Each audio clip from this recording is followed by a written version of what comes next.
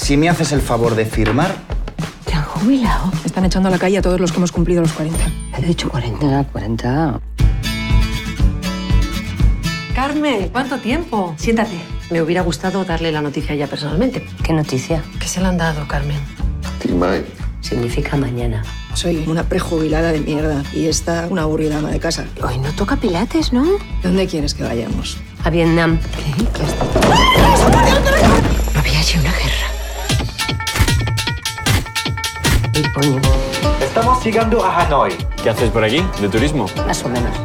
¿Seguro que hemos quedado aquí? A mí no me parece un mercado, la verdad. ¡Venga, chicas! ¿Y tú? He venido aquí a vivir con mi novio.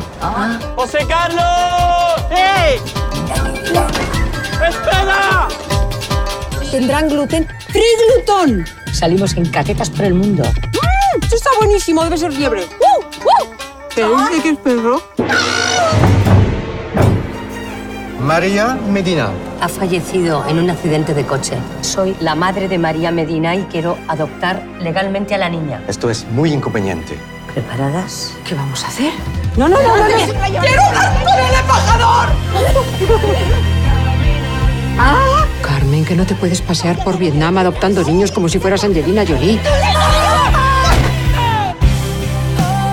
Ay, la madre que la parió que está dentro del dragón. Y al final tenemos un conflicto internacional. Yo no quiero dejar de buscarte. Ya te dije que este viaje era... Una locura, sí, ya lo sé. He encontrado que no te conozco y te quiero de lejos, de lejos. No nos la van a dar. Nos la van a dar. Estamos buscando a Timay. Timay.